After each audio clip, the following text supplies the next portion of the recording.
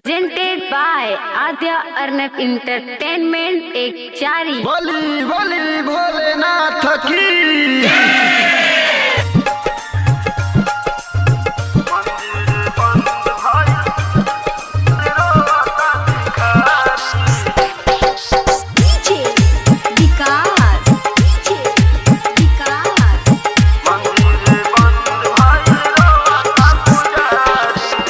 छुड़नी बचिन देखा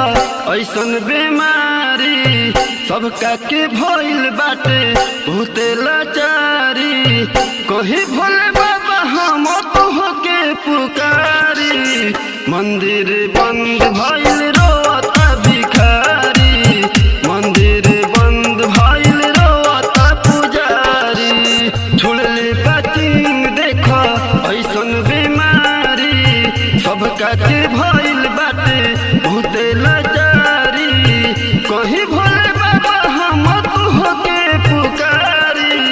मंदिर बंद भइल रोता भिखारी मंदिर बंद भइल रोता पुजारी। विकास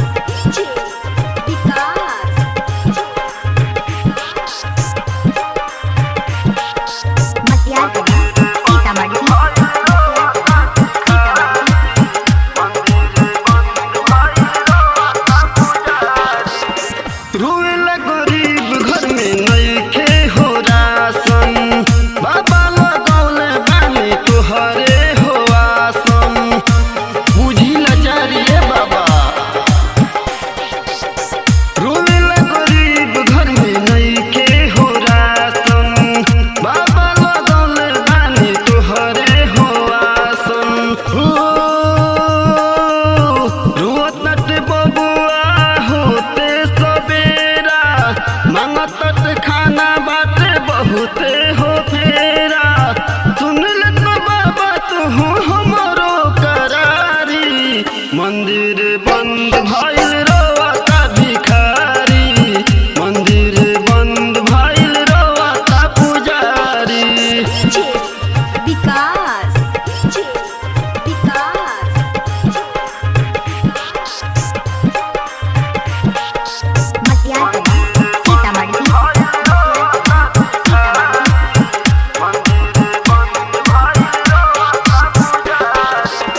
दुनिया के आके बाबा रउए बचाई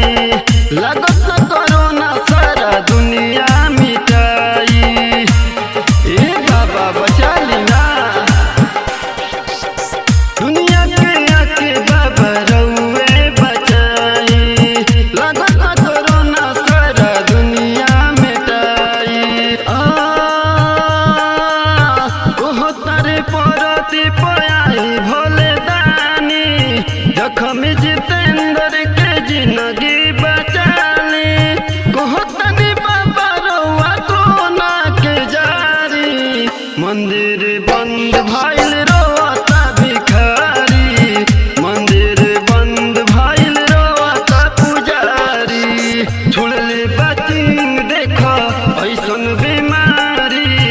सबका के भइल बाटे बहुते लाचारी कहीं भोले बाबा हम तोहके पुकारी मंदिर बंद भइल रोता भिखारी मंदिर बंद भइल रोता पुजारी। आद्या अर्नव रिकॉर्डिंग स्टूडियो एक चारी।